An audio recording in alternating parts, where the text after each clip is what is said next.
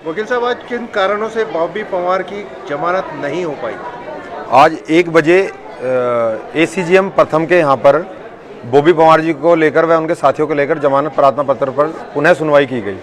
लेकिन अभियोजन ने ये तर्क दिया कि हमारे पास इस केस से संबंधित कोई भी दस्तावेज नहीं है, इस केस से संबंधित सीडी नहीं है, इसके लिए हमें 5 दिन का समय दिया जाए, 5 दिन के बाद इस केस पर फिर से जमानत प्रार्थना पत्र पर सुनवाई हो। लेकिन सीजेएम साहब ने एक आदेश पारित किया कि अभियोजन को इस की सारी जानकारी थी, क्योंकि हम लोगों ने उन लोगों ने अपना तर्क दिया था उसके हमने आपत्ति की और बताया गया कि 11 तारीख को जब प्रथम प्रार्थना पत्र सभी अभियुक्तों का सुनवाई के लिए किया गया था, तो उसमें जो सरकारी वकील थे, अभियोजन थे, उन्होंने ये कहा गया था कि इन 7 लोगों की जमानत प्रार्थना पत्र पर आज इसलिए सुनवाई नहीं हो पा रही है क्योंकि अगर ये लोग बाहर आ जाएंगे तो जो 12 तारीख की जो परीक्षा है वो बाधित हो जाएगी। लेकिन इन लोगों ने आज ये एक प्रार्थना पत्र दिया है कि 5 तारीख का हमें समय दिया जाए, हमारे पास कोई भी दस्तावेज हमारे पास नहीं है। तो हम लोगों ने उसका विरोध किया और साहब से मांग की कि ये सब इस मामले को टालना चाहते हैं, जमानत को टालना चाहते हैं। तो साहब ने इस पर संज्ञान लेते हुए 1 दिन का और समय अभियोजन को दिया है आख्या और सीडी लाने के लिए, और इस पर कल पुनः फिर से बॉबी पवार जी और उनके साथियों की जमानत प्रार्थना पत्र पर कल 1 बजे फिर पुनः सुनवाई होगी। वकील साहब, एक बात जानना चाहेंगे, क्या ये 13 के 13 लोगों जो अभ्यर्थी हैं, इन सब पर एक ही तरह की धाराएं लगी हैं या अलग अलग धाराएं हैं सब पर? क्योंकि 6 लोगों की जमानत हो जाती है और बाकी लोग रह जाते हैं। देखिए, जो 10 तारीख को जो मुकदमा पंजीकृत हुआ था इन पे, उस घटना के बाद उस एफआईआर में जितने भी 13 के 13 अभियुक्त थे, उन सभी पे एक ही धाराओं में मुकदमा पंजीकृत हुआ था।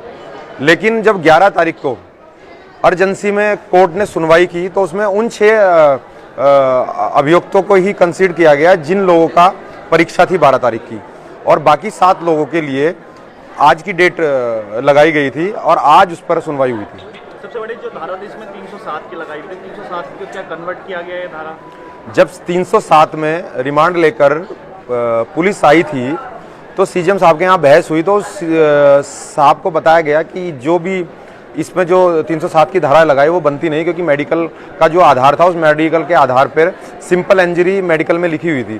तो सीजेएम साहब ने उसमें संज्ञान लिया और मेडिकल के आधार पर 307 को हटा के उसमें 324 पर रिमांड लिया गया। शासन की तरफ से कौन कौन लोग मौजूद थे और क्या उनके द्वारा कहा गया?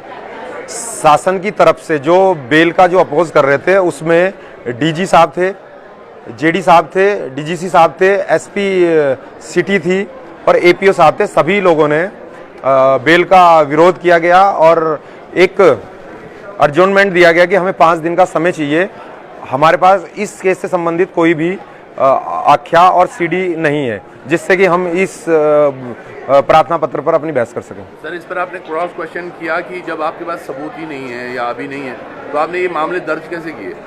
देखिए, ये जिस चीज़ पे आज बहस हो रही थी वो एक अलग विषय था और जिस चीज़ के लिए अभियोजन ने बहस किया है वो अलग विषय था। तो आज तो हमारा जो मुद्दा था वो सिर्फ और सिर्फ बेल पे बहस करना था। जो चीज़ें आप कह रहे हैं वो एक ट्रायल का विषय है। अच्छा सर, अब क्या लग रहा है आपको कि कल के लगा तारीख लगी है, क्या लगता है आपको ये अभी भी प्रभावित कर सकते हैं या? देखिए, जिन धाराओं में मुकदमा पंजीकृत किया गया है उन धाराओं में अमूमन 1 दिन में बेल दे दी जाइए, क्योंकि जितने भी इसमें मामले सब ट्रायल बाय मजिस्ट्रेट हैं और उसमें अमूमन 1 दिन में बेल दे दी जाती है। लेकिन शासन प्रशासन उन युवाओं से, उन आंदोलनकारियों से इतना डरा हुआ है कि अगर वो लोग फिर से बाहर आएंगे तो एक जो भ्रष्टाचार इस प्रदेश में चल रहा है उसको उजागर कर देंगे, तो उस भ्रष्टाचार को दबाने के लिए उनको रोका जा रहा है। वकील साहब, क्या इसमें और धाराएं भी ऐड ऑन हो सकती हैं अभी? देखिए, फिलहाल जो इन लोगों ने अपनी जो आख्या दी थी उस दिन तो इन्होंने कोई भी धारा उसमें जोड़ी नहीं थी, लेकिन अब आगे जो विवेचना होगी उसमें ये लोग कोई भी धारा बढ़ा सकते हैं, कोई भी घटा सकते हैं।